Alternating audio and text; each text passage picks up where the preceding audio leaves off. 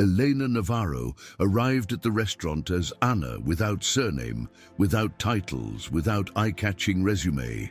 He had her apron clean, the hair collected in a messy bun, and a serenity that seemed to hide more than it showed. No one in that kitchen bustling suspected that Women Simple had directed the most coveted kitchen in Paris. The sous chef barely knows, directed the word while you indicated his station. Your first day. It took place between cutting vegetables, basic broths, and shouted orders without courtesy. Nobody you asked where from permission nor why a woman with such precise hands. She was relegated to minor tasks, and she neither offered explanations. I watched, mentally noting every move, every power dynamic, every fearful glance directed at the executive chef. I wasn't there to shine. I was there to remember why I had loved the kitchen before it became in spectacle. If this story resonates with you, please subscribe to the channel. It's the only way we can continue bringing you stories like this. Miguel Rios, the executive chef, was known as much for his talent as for his arrogance. He dressed his jacket white as armor and treated his team like soldiers under his command. Every dish that went wrong was a personal offense. Every mistake, a reason to scream. Kitchen did not breathe. It held the breathing.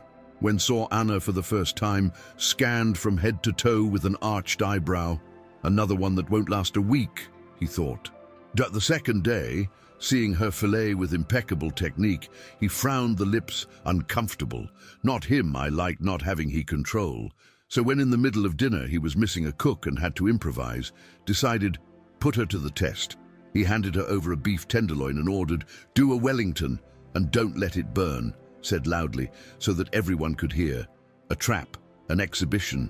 Elena did not respond with words. He nodded gently, took a sirloin and began to work. The knives, the saucepans, the tweezers, everything seemed to flow to his around as if the kitchen obey his thoughts. Sealed the meat with millimeter precision, prepared he ducks with a humidity point exactly, wrapped with serrano ham and puff pastry as if he were wrapping a haute couture gift. While I was working, silence took over the kitchen. One of the cooks, curious, murmured, "Where learned that?" Nobody replied, until the dishwasher stopped his rhythm to observe her.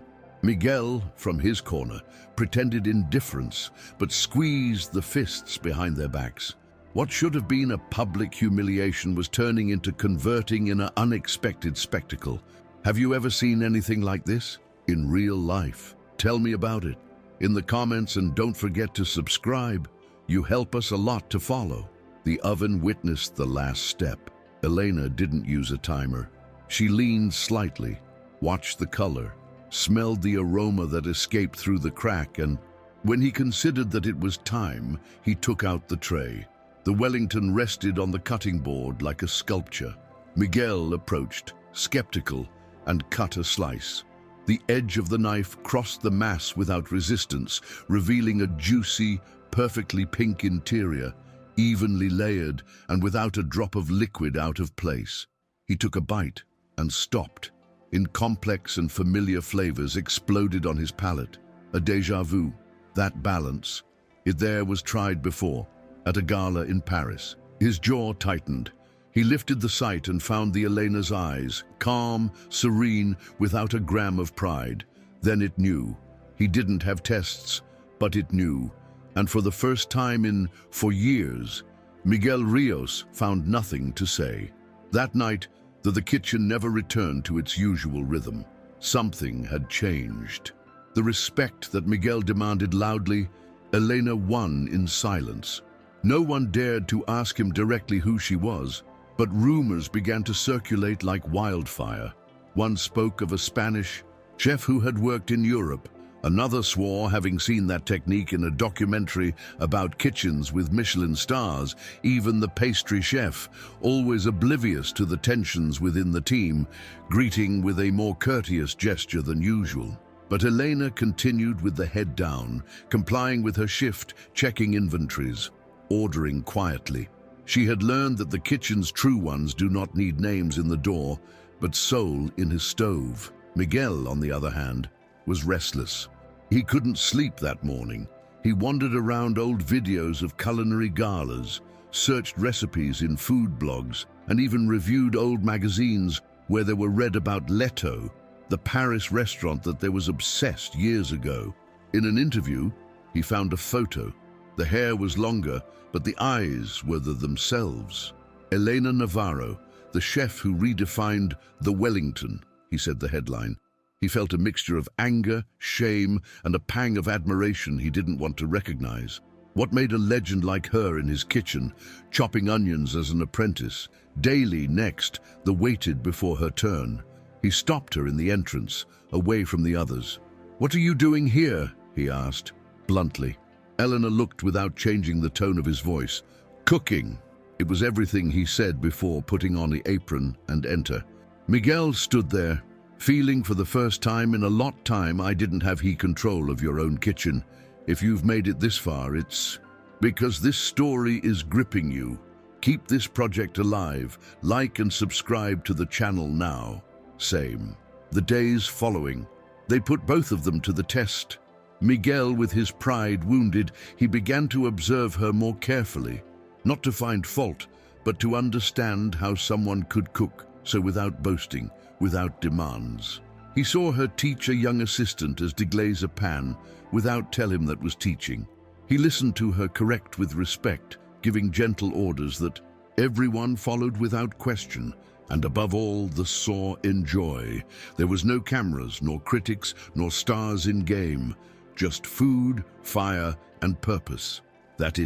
It was disconcerting. Miguel had become a chef to be the better, but it was time that there was stopped enjoying it. Instead, Elena seemed float above the chaos without being noticed.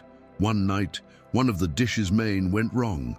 A new sous chef had miscalculated the cooking time, and the fish was served raw at an important table. Miguel exploded. He screamed, threw a tray to the floor, and started handing out orders. With fury, the atmosphere became tense. The cooks were trembling. Eleanor approached the sous chef, took his arm, and he took a few steps back. In a firm but calm voice, he said, "You are going to redo his plate. I'm going to help you. But first, breathe." Miguel, from his corner, witnessed everything with the teeth tight. When his new dish was served and the customer approved, Elena did not hang up none medal. He only returned to his station and continued working. That night, Miguel didn't scream anymore. He locked himself in his office and thought in everything I had learned with pain, but that had never happened taught with generosity. And for the first time in years, he wondered if maybe he had forgotten the most important thing. Why had begun? Elena's impact on the kitchen began to feel beyond of silence. The atmosphere, previously dense and full of fear, began to loosen. The cooks were encouraged to ask questions, to try new ideas, to collaborate. The young man dishwasher began to help in the dessert station. The pastry chef, who used to work isolated, asked support for designing a new dessert menu, and all that. Without them being made meetings, no motivational speeches. It was just the energy that she transmitted, that calm, that converted chaos into something manageable. Miguel watched everything without intervene. It was hard for him to admit that kitchen, that he there was built with iron discipline. Now it worked better thanks to someone who neither not even appeared in the staff as senior chef. One afternoon, Elena was cutting herbs when Miguel was approached with a sheet of paper in the hand. It was a private reservation, a dinner for investors. "I want you to cook you he main course," he said, unadorned. "A Wellington, like that," Elena said. He looked at her for a long time. "Why?" he asked. Miguel breathed deep. "Because it was it best that has ever been served in this kitchen in years, and because I want to learn how to do it." So, the sincerity, though clumsy, was real. Elena didn't respond immediately. She continued to hack away silently until she said, "Then you are going to cook it with me." Miguel nodded, not knowing if he felt humiliated or relieved. For the first time, he was not the master, but the apprentice. And he was as annoying as I had imagined. In his background, something in he I wanted to feel the feeling again, excitement of not knowing everything. The preparation of the event was a radical change in the usual dynamics. Elena did not lead with shouts or threats, but with structure, confidence, and precision. He divided responsibilities, explained each stage of the menu with clarity, and left space for the others' proposed ideas. Miguel, although at first distrusted, began to notice how the cooks felt part of something bigger. Instead of complying, they understood. Instead of fearing, they wanted to participate. As it got closer by dinner night, the brigade was no longer a group of silent enforcers. It was a team. And Miguel, who always had wanted to command an army perfect, I discovered that a human kitchen could be even more efficient. The day of the event, everyone was dressed in their best jackets. Miguel and Elena worked side by side, sharing station as if it would have done all his life. He was surprised with every technique she used, with every decision made, with intuition and experience. As I progressed the night, Miguel began to ask questions. Why seals he puff pastry before? Where from comes that balance between mustard and wine? Elena replied, without reservation. He hid nothing. He shared like someone who no longer had to prove anything, only offer. What I knew. When the Wellington was ready, both of them they took out of the oven, they plated it together, and they brought it to the investors' table. The ovation was immediate. One of the diners asked who had prepared the plate.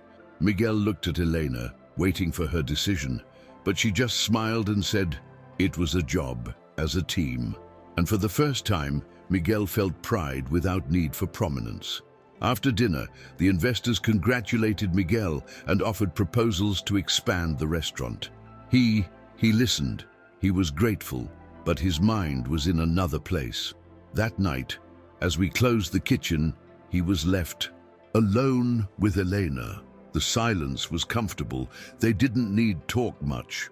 Finally, he sat down opposite her in the staff table and said, "I never thought someone could teach me something without make me feel less." Elena looked with a certain tenderness. "Sometimes you learn more when we lower the guard. To me, it was also difficult for me." Miguel went down the look. "Why you came? Are you really here? Why hide who you were?" She hesitated. A second, then he replied, "Because I forgot why I was cooking. I got lost in interviews, rankings, and expectations. I came to feel the fire, not the of the oven, but the one inside." That confession. Something changed in Miguel. He not only understood your presence, they respected even more. In the days that followed, Elena was neither promoted nor announced as a celebrity. Nothing officially changed, but everything was different. Her presence was a guide, her word had weight, and Miguel, without say it, treated them as equals. Sometimes they stayed after of the closing, reviewing recipes, discussing techniques, sharing silences that spoke louder than 1,000 instructions. Miguel began to delegate, to listen to his team, to ask for opinions. And with that, the kitchen. The entire company was transformed, not because of a management strategy, but because the humility became part of the menu diary. Elena wasn't looking to reclaim her throne. She no longer needed one. She had found something more powerful, the possibility of leaving a seed where before there was only control. If this message is resonating with you, I sincerely ask you to support this channel. Subscribe, comment, and share. That's the only way we can continue telling stories like this one. One noon, anyone. While organized the pantry, Elena gave Miguel a worn notebook. "It's my travel log," he said. "I'm writing a book, but not of recipes, of stories, of kitchens like this one." Miguel held in his hands as if it was something fragile. In the first page, recognized a firm but simple handwriting. Chapter 3, Chicago, where ego met with the soul. He laughed in a low voice. "Already a character in your book?" Elena smiled. "Not a character, part of a process." There were no further explanations. But from that day, Miguel began to see his kitchen as part of something bigger. Not just a business, not just a brand. A space where you could grow without fear and teach without to impose itself. With time, some regular customers. They began to notice the changes. The dishes, they had more life, more detail, more emotion. The team was more relaxed, but more focused. There was a new rhythm, a symphony in the movements. Even the suppliers, they commented the difference. "It no longer feels like a barracks, but like a real kitchen," said one. Miguel, who previously defended rigidity as a shield, now defended respect as a compass. And each night, as he closed his eyes, he felt less tired and more satisfied. Elena remained steadfast in his plan. Work, observe, write, and then leave. But every day you cost a little more idea of leaving, because there, in the middle of a kitchen that was not his, he had found something resembling a home, not because of the place, but because of what was there helped to build. One rainy afternoon, while the team was organizing a new seasonal card, one of the novice cooks approached timidly to Elena. "Could I teach me how to do that reduction that used the other day?" She nodded without doubt. Within minutes, they were all gathered around a stove, taking notes, asking questions and trying them out. Miguel looked from the office with a mixture of pride and nostalgia. At that moment, he understood something he hadn't wanted to accept before. Eleanor wasn't just an exceptional chef, she was a natural mentor. She didn't need titles or applause. Teaching was contagious, genuine, free of artifice, and the most curious thing was that it did not impose respect. The inspired. That night, Miguel waited in the exit. They walked together along the wet sidewalk, without course fixed. "When you leave," he said, without look at her, "what are we supposed to do?" Elena took a while in responding. "The same as already are making, cooking with soul. Listen, share." Miguel smiled faintly. "Is that you learned in Paris?" She denied with the head. "That I learned here." They stopped in front of a corner where steam rose from a sewer. Miguel put hands in the pockets. "Would you stay?" Elena asked, looked for the first time with certain real doubt. "I didn't come to stay. I came to understand. But sometimes you understand that not everything is written." Miguel didn't insist. He just walked with she a little more, knowing that even though I couldn't hold her, all that there was left behind was already irreversible. Up to date next, Miguel did something he had never done before. There was fact, called a meeting with the whole team, without urgent reason, without prior incidents. The cooks. They arrived tense, some with hands still wet from washing vegetables. But what they heard, the dislocated. Miguel spoke of changes, of growth, of gratitude. He thanked everyone for the commitment, for the energy, and said out loud that much of that transformation there was started with a person who did not come to teach, but to share. Elena, in the background, crossed the arms and lowered the look. Didn't like the spotlights, but that moment wasn't for her. It was for everyone. And in that moment, the kitchen stopped being hierarchical. It became in a community. They passed the days, then weeks. Elena didn't talk about her departure, but Miguel knew that the clock was running. One Friday afternoon, he found on his desk a cardboard box, small. Inside, there was an apron clean, the black-covered notebook that she used to take notes, and a letter. "Thank you for reminding me that cooking isn't just technique. It's dedication. What you do with this kitchen now, it is bigger than any star. I'm leaving with the fire lit again. Anna, always." Miguel squeezed the letter against his chest. He didn't cry, but he sat for a long time as if the air had a different weight. When he went out into the living room, there was no need to announce anything. Everyone they understood by not seeing her, and instead of falling in nostalgia, the team continued cooking like I had learned, with soul, with respect, with purpose, with time. The restaurant was gaining a new reputation. It wasn't just the quality of the dishes, what he called the attention, but the human atmosphere that was breathed in each service. Local critics began to write about the silent revolution that had been experienced by the Miguel Rios's kitchen, loyal customers. They brought others just to see that new glow in the team, that synchronicity that previously seemed impossible. Miguel no longer needed to shout to be heard. It was enough with looking, with being present. Sometimes he even laughed. And in half of the hustle and bustle, he kept using the Elena's notebook, where now wrote his own learnings. Chapter 4, when the chef stopped being a chief and became in chef again. One day, while walking through a farmer's market looking for new ingredients, Miguel saw, to the far away, among the positions, there was Elena with a woolen hat and a bag of vegetables. He didn't carry apron, nor uniform. She was just one of the crowd. But her eyes, they recognized each other immediately. They greeted each other with a calm smile. Without words, they just came closer, shared a coffee and a wooden bench, and they talked like old friends. He said that he had been in others 3 restaurants since she left, always like Anna, always silently. "I'm closing the book," he said. "And this city. I think that's going to be the last chapter." Miguel didn't ask if that meant that he would return. He said, "You should title it. So, The Fire That Doesn't Go Out." Elena laughed. "I like it, but it was not my fire. The one who lit all this up. It was yours. You just needed a spark." Since that reunion, Eleanor began to appear from time to time when at the restaurant, never in service hours. Sometimes he just looked out at the kitchen, tried some dish new, or left a note about the taste of a sauce. It was as if I would like to be present without interrupt, contribute without taking up space. Miguel said nothing, but the eye expected.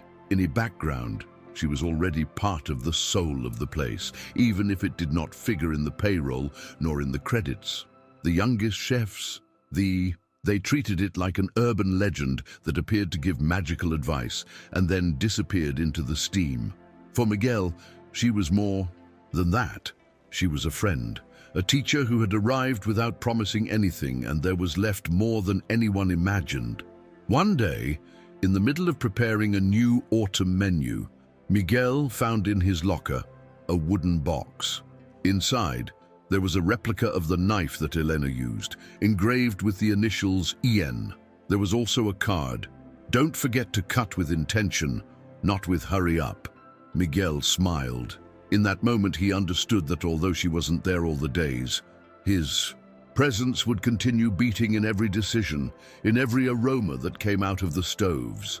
That night, when presenting the new menu to the team, said something that left everyone silent. "Let's cook as if she were here, because somehow, always, it is." And so was. Since that day, each dish he carried not only technique, but history. Each shift was more than a day. It was a silent tribute to what they had experienced, and most importantly, to what they had learned to be. Months later, the restaurant received a special mention in a renowned gastronomic guide. It wasn't a Michelin star, but it was a recognition of the human environment and the coherence between flavor, team, and purpose. Miguel celebrated with a glass of wine and a toast, simple in the kitchen. "This is yours," he said. No one mentioned Elena out loud, but everyone thought in what there was sown, in as had changed every corner of that kitchen without need to change the walls. And Miguel, seeing his team hug, laugh, and clean up together at the end of the day, knew that was the elderly prize that could receive. One Sunday in the tomorrow, Miguel received an envelope with no return address. Inside, there was only a single sheet of paper with a photo in black and white, the restaurant's facade with a handwritten note. "The heart of a kitchen is not in her fire, but in who it turn on." It was Elena's handwriting. Miguel framed the image and hung up in the entrance to the personnel area. From then on, each new member had to see her before starting. It was more than a welcome, it was a philosophy. And although Eleanor no longer passed by, her legacy had lying deep roots. The restaurant had his name, but she there was left his signature in every corner, like a melody that doesn't need lyrics to be recognized. His influence lived in the harmony with the one that everyone cooked, without fear, no screams, just with intention. One day anyone, Young, aspiring cook arrived with a backpack on his shoulder and a resume with no relevant experience. Received with kindness, it guided by the kitchen, and at the end of the tour, stopped in front of the framed photo. "Who is she?" he asked.